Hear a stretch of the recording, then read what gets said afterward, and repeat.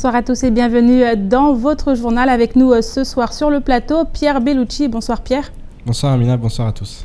Alors avec vous, il sera question de ces 2 décès survenus au CHM, 2 décès qui soulèvent notamment des interrogations concernant la prise en charge des malades au sein du milieu hospitalier à Mayotte, des décès qui sont survenus il y a 2 jours. On en parle tout à l'heure avec vous dans quelques instants. Mais d'abord, voici les titres de ce mercredi 9 décembre. De nombreux individus et notamment les jeunes prennent un malin plaisir à torturer les animaux. Les chiens sont ainsi la cible de massacres d'une barbarie sans nom. Une situation qui perdure et dont peu se préoccupent sur le département. Toutes les explications dans votre journal. La commune de Sada est connue pour être l'une des plus atypiques de Mayotte. Mais cette dernière change notoirement et nous sommes donc partis à la rencontre de la population afin de recueillir leurs sentiments sur l'évolution de ce lieu sans pareil. Aujourd'hui avait lieu la finale de relais d'athlétisme 2015. Plus de 1000 élèves ont participé à cette grande fête du sport scolaire avec quelques performances qui en disent long sur le potentiel des jeunes athlètes du département. Reportage à la fin de cette édition. Alors pour ouvrir sur le journal avec nous, Pierre Bellucci, on en parlait tout à l'heure, ces 2 décès survenus au CHM. Est-ce que vous pouvez nous en dire davantage ? Oui, alors c'est vraiment l'actualité chaude, tous les médias en parlent. Ces 2 décès qui se sont produits avant-hier au CHM, l'un à Kahani, un bébé de 5 mois, sa maman l'a amené au CHM et il n'a pas pu être pris en charge immédiatement et malheureusement au moment où il a été pris en charge il était déjà décédé. Puis quelques heures plus tard une jeune femme de 20 ans qui a été prise en charge.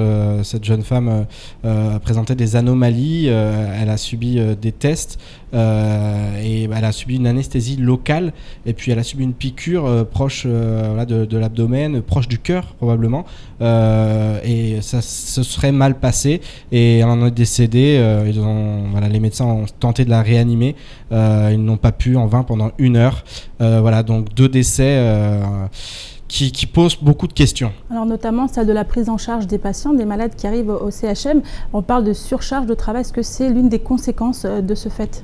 Écoutez, pour le moment, il faut vraiment incriminer personne. C'est-à-dire qu'il y a eu une autopsie qui a été faite, notamment sur la jeune femme. Le procureur a communiqué sur cette autopsie. Il va y avoir encore des examens complémentaires qui vont être effectués, qui ont dû être effectués. On ne connaît pas encore les résultats. Le procureur lui-même n'exclut pas une erreur médicale. Maintenant, on ne peut pas incriminer qui que ce soit, ni le CHM, ni les médecins à Mayotte. Il faut bien être clair là-dessus. Maintenant, effectivement, il y a une situation qui est connue. Il y a quelques semaines, les agents du CHM étaient en grève. Ils protestaient avec véhémence contre les conditions de travail, la surcharge de travail et l'afflux de patients. C'est-à-dire qu'aujourd'hui, on a un afflux de patients qui est considérable, issu de l'immigration clandestine. Plus de 50% des patients ne sont pas des patients affiliés à la sécurité sociale. Donc voilà, ça donne un ordre d'idée. Aujourd'hui, le CHM est clairement en manque d'effectifs. On parle de désert médical. Il y a des moyens en termes de matériel, notamment dans ce CHM qui a été refait, qui est neuf. Il y a du matériel de qualité. Maintenant, il manque clairement d'effectifs.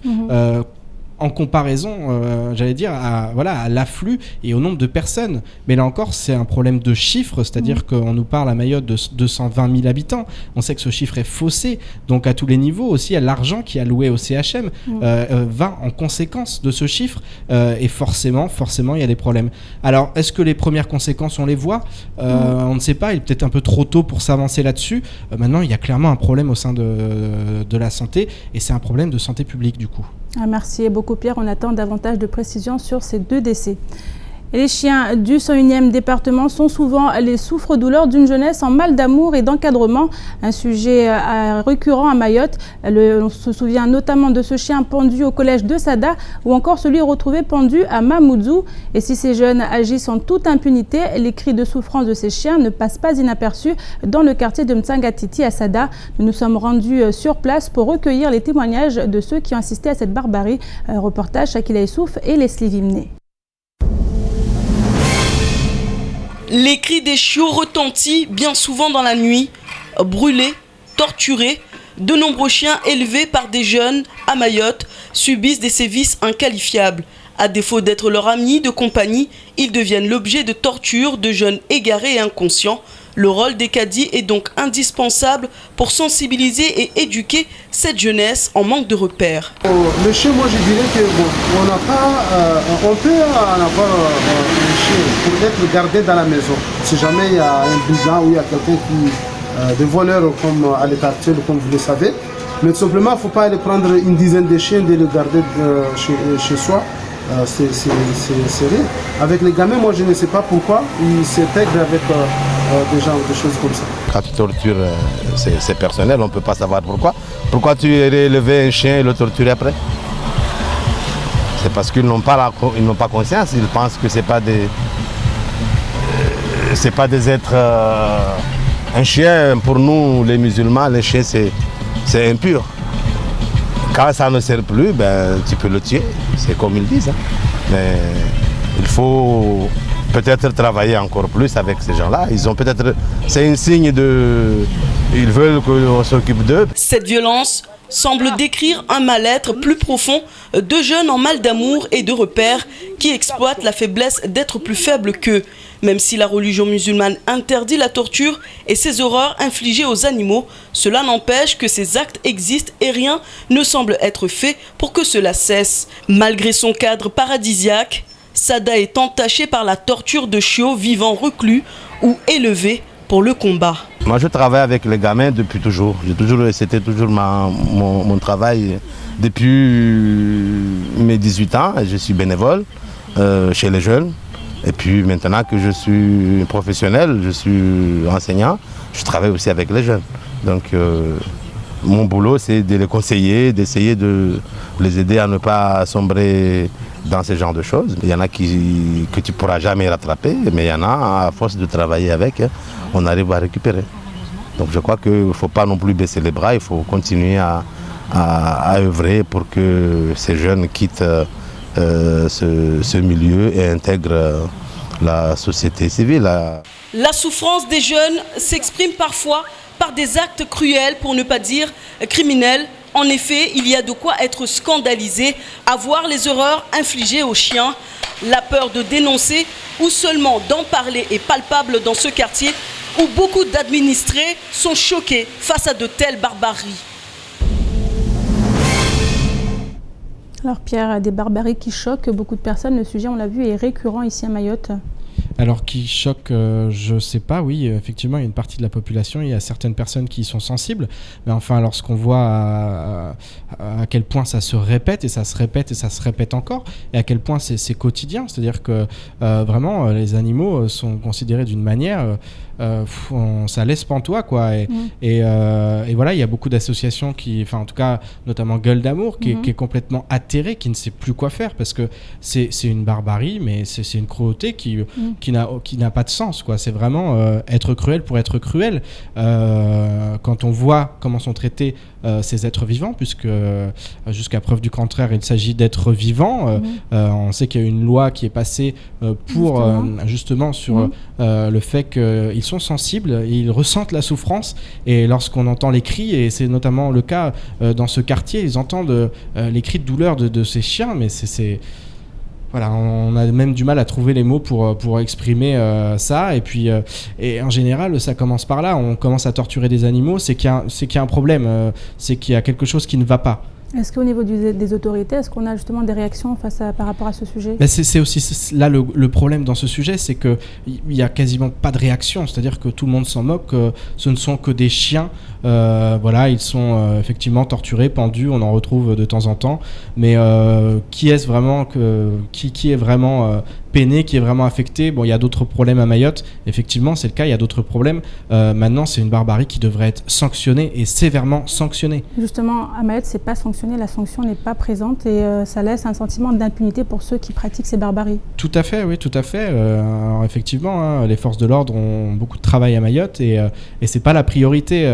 Maintenant il faut que ça cesse, il faut que ça soit surtout dénoncé. C'est-à-dire que voilà, les personnes qui entendent, qui sont témoins de ce genre d'actes, il faut absolument qu'ils alertent les autorités. Ça peut pas continuer comme ça. Et puis des enfants aussi qui sont témoins parfois de ces scènes de barbarie où vraiment c'est d'une cruauté, il n'y a même pas de nom à mettre sur certains actes. Et voilà, tout le monde semble impuissant, mais il y a beaucoup aussi de personnes qui malheureusement semblent s'en moquer complètement. Et à partir de là, c'est vrai, on entend souvent dire ouais, mais c'était un chien. Ouais, effectivement, mais c'est un chien et puis après c'est un humain. Et ça dénote quand même quelque chose lorsqu'on torture de cette manière des animaux faibles et sans défense. Merci beaucoup Pierre pour ces précisions. Et dans le cadre de la lutte contre les violences faites aux femmes, la préfecture et les conseils départementaux ont réalisé un guide d'information à destination du grand public, un projet réalisé avec les partenaires institutionnels et associatifs. Ce guide a pour objectif d'informer les femmes sur leurs droits fondamentaux et sera disponible dans tous les services accueillants du public. Afin que celui-ci soit lu par le plus grand nombre, il est édité en français et shimaoré. L'ouvrage a été présenté ce matin lors d'une conférence de presse. Les précisions avec Pierre Bellucci et Camille Dlas. Guider les femmes victimes de violences dans leur démarche pour s'en sortir. Si plusieurs associations existent pour venir en aide aux femmes, la nécessité d'un guide d'information en français et en shimaoré s'imposait au département. Sur les principes, ce n'est pas nouveau. Le slogan du Conseil de l'Europe, c'est tous différents mais tous égaux.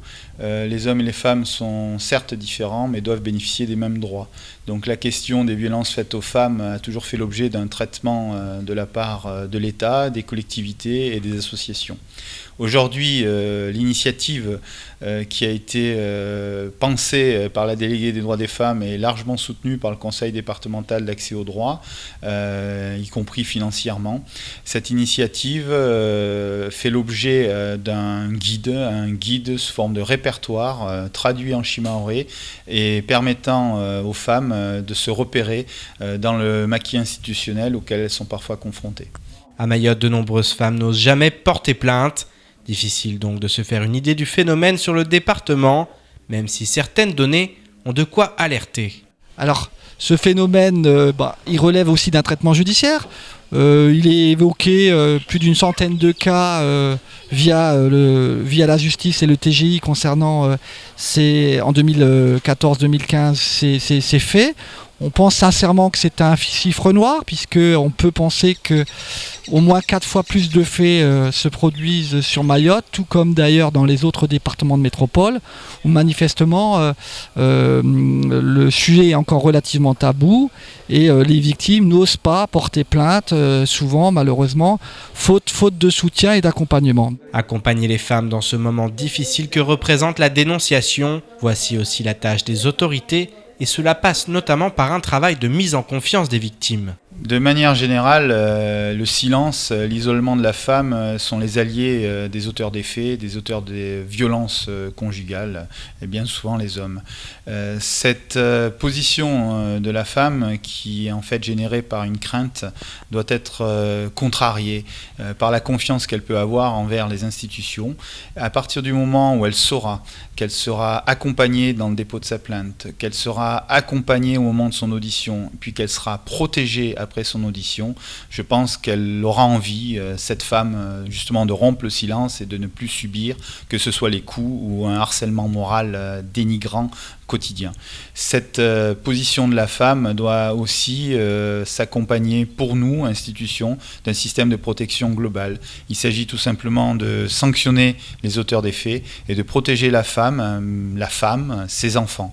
À partir du moment où la femme sait qu'elle pourra bénéficier d'une protection après le déclenchement d'un mécanisme lié à son dépôt de plainte, elle aura, je pense, envie de le faire. Donner envie de mettre fin au tabou que constitue la violence faite aux femmes. Un travail considérable qui doit être mené quotidiennement et de manière commune entre les associations comme l'ACFAV et les différentes autorités, même si avec ce guide, un nouvel outil est désormais à la disposition des victimes. La 14e édition du concours Franco-Jeunes se tiendra cette année à Madagascar du 15 au 19 août 2016. Cet événement réunit le temps d'une semaine les jeunes auteurs francophones de l'océan Indien autour d'activités pluridisciplinaires. Franco-Jeunes est une fête de la langue française, mais aussi un espace où les jeunes abordent les problématiques qui les entourent. Depuis ce jour, le concours littéraire est officiellement ouvert pour les catégories collège, lycée et hors catégorie. Reportage à Bassalidi, Pierre Bellucci et Leslie Vimné.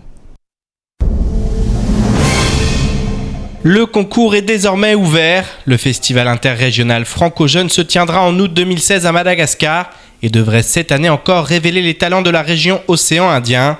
Pour cela, tous les jeunes âgés de moins de 25 ans peuvent s'inscrire et participer à un concours littéraire basé sur les 10 mots proposés par la Direction générale de la langue française. Le président de l'Amicale pour la francophonie dans l'océan Indien nous en dit plus. Eh bien, le festival, c'est un concours d'écriture qui permet aux jeunes d'écrire des poésies, des contes, des nouvelles. C'est une façon pour nous de réveiller chez nos jeunes les talents qui sommeillent en eux. C'est un concours d'écriture qui utilise les 10 mots de la francophonie. Vous savez que chaque année, la délégation de la langue française lance 10 mots et c'est avec ces 10 mots que les jeunes composent, en introduisant ces 10 mots dans leurs écrits. Promouvoir la langue française tout en permettant aux jeunes de s'approprier les thématiques régionales ou mondiales à travers l'écrit. Les thèmes sont divers et variés, allant de l'économie aux échanges intercommunautaires, en passant par le contact des générations. Une bonne manière de mettre en valeur des jeunes souvent décriés par leurs aînés. Vous n'êtes pas sans savoir qu'il est tout le temps décrié comme quoi que le niveau est faible en matière de langue française, en matière d'éducation. Donc c'est un projet qui a vocation aussi à rehausser le niveau des jeunes. Donc bien naturellement, dans une population à 60% de la jeunesse, ce projet-là qui est à destination des jeunes de moins de 25 ans, est une opportunité, est une occasion à saisir par les jeunes pour pouvoir vraiment s'exprimer, échanger, rencontrer les jeunes de la région, découvrir l'autre, faire connaître soi. Donc c'est un projet très important, comme je l'ai dit tout à l'heure, par rapport à l'interconnaissance mutuelle des jeunes, afin qu'ils vivent en harmonie et en paix dans la région. La paix et l'harmonie dans la région passent en effet par la connaissance et le respect de l'autre. Le concours est ouvert jusqu'au 19 mars, tandis que les résultats seront publiés le 9 avril 2016. À Mayotte, 10 lauréats seront ainsi sélectionnés pour participer au festival l'été prochain. Alors, tous à vos plumes pour réaliser l'un des 3 genres proposés, la nouvelle, le conte ou la poésie. Et maintenant, direction Sada, située sur le littoral centre-ouest de l'île. La commune s'étend sur une surface de 11 km² pour une population de 8000 habitants. La municipalité offre ainsi un paysage de rêve avec notamment la célèbre mosquée de Niambobolé, une mosquée plus communément connue sous le nom de Mkiriwadjouma, c'est-à-dire la mosquée de vendredi. Nous sommes partis à la rencontre des habitants pour recueillir leurs réactions et leur avis sur l'évolution de cette commune si particulière. Reportage Shakila Issouf et Leslie Vimné. L'îlot de Sada, accessible à pied à marée basse, est littéralement posé sur un écrin de corail. Ce paysage à couper le souffle mérite une photo avant de faire la connaissance des riverains de la localité qui nous accueillent chaleureusement et répondent à nos questions. Miki Dadi, comorien qui a su s'intégrer dans la commune, nous parle des jeunes qui oublient vite les bonnes manières. Wanatsa hususani wote atwilomba wanatsa titi wasujwa shtuwaitsa hao badi ilifo baba wake mengone wadunge na mafundi likoli wekewa ukashindifanya hazizo paka topara ujama we famiyo wake mmoja wasike mononi donc neka wasi hunu rengeleza tumba baba wa mwana mtonu na andre likoli tasari siku nyingi kaswasi likoli. Après quelques coups de fil passés, nous rencontrons l'une des pionnières de la production artisanale de Houri à Sada. Elle s'appelle Mouadjaha Hassani, plus connue sur le surnom Madame. Assise devant sa porte, elle reproduit ses gestes transmis par ses aînés. Elle qui fabriquait de leurs mains leur tapis de sol, leur panier, balai à base de feuilles de coco, mawa naturel. Kasubenza manarizini haziza shukoko na mtukashinda wastaza mabiro na skartorengwatse na mabiro be haziza tudezini kamwe ketina mnene wanata waribingie miala waribingie likuri waribingie magoda rijelfanyer nunwel pavu aura taheba haliri nunuwe be hazi atukambara ketina yo bana nti hazi na hazi be hazi na hazi mana hazi oketi mtuketi ta ushaukwa mtu ulawa mtu viru halala ahime afanya tena biruhalala tamsoni mtupara strudaba. Les chapeaux de Sada, paniers, pilons, maquettes de pirogues, instruments de musique en bois, poterie, tous ceux qui ont l'occasion d'acheter des souvenirs au marché repartent comblés.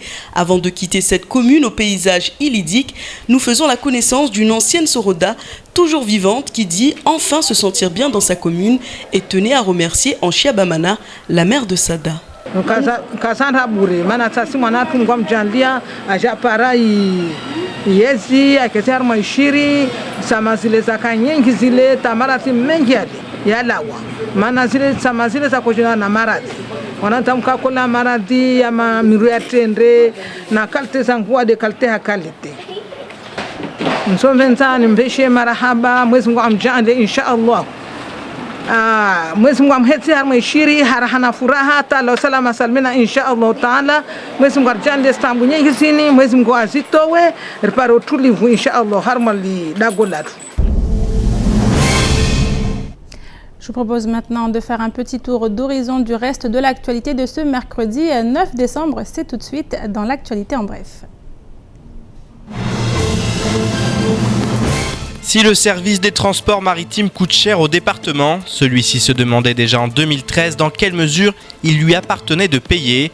En effet, le principe de continuité territoriale est une mission régalienne et à ce titre, il appartiendrait à l'État de prendre en charge ce service ainsi que son financement. La continuité territoriale est un principe de service public dont l'objectif est de renforcer la cohésion entre différents territoires d'un même État en compensant les handicaps liés à leur éloignement, un enclavement ou un accès difficile. Les régions ultrapériphériques de l'Union européenne et les pays et territoires d'outre-mer des États membres peuvent bénéficier de ces dispositions.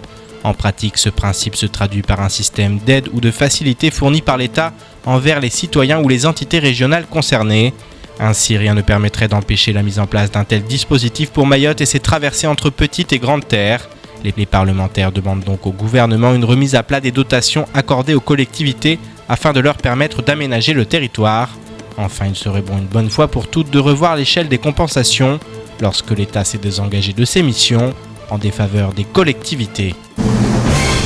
Concernant la fiscalité de droit commun, Ibrahim Aboubakar expliquait que les solutions qui ont été élaborées dans l'urgence ne sont pas parfaites et qu'il faut les ajuster. C'est le moins que l'on puisse dire vis-à-vis des impôts locaux, puisque la double peine commence à atteindre tous les foyers fiscaux. En effet, en milieu d'année 2015, propriétaires et locataires devaient s'acquitter de la taxe foncière et de la taxe d'habitation 2014, en plus des impôts sur le revenu, et ce pour la première fois à Mayotte. Or, une seconde salve était en approche, cette fois au titre de l'année 2015. Ainsi, les impôts locaux auront été payés 2 fois cette année, ce qui est financièrement intenable pour l'immense majorité de la population, d'autant que les taux votés par les élus locaux ont augmenté de façon exponentielle. À titre d'exemple, une habitante de Chiconi a vu son avis d'imposition passer de 1 080 € en 2014 à 2 466 € en 2015, soit une bascule de 128%. L'ensemble du village a donc décidé de se mobiliser et de saisir la mairie. Il reste donc à espérer que la Cour des comptes rende rapidement son rapport, afin que le gouvernement ait plus de visibilité pour corriger, s'il le souhaite, cette formule assassine. La journée mondiale de lutte contre le sida a eu lieu il y a quelques jours et à ce titre France Mayotte publiait les chiffres locaux. 200 patients sont suivis par le CHM, dont 60% de femmes âgées de 25 à 34 ans et malgré les efforts, 37 nouveaux cas ont été recensés en 2015 contre 36 en 2014, soit une hausse de plus de 18%. Afin de contribuer à l'évaluation de la politique de dépistage, l'Institut de veille sanitaire publie chaque année les statistiques d'activité de dépistage du VIH en laboratoire d'analyse de biologie médicale en France. Dans le bulletin épidémiologique hebdomadaire du 1er décembre, l'Institut a publié l'actualisation de ces données pour la période 2003-2014. Ainsi, parmi les sérologies VIH réalisées en 2014, la proportion de celles confirmées positives a été estimée à 2,1 pour 1000 habitants en moyenne pour la France entière.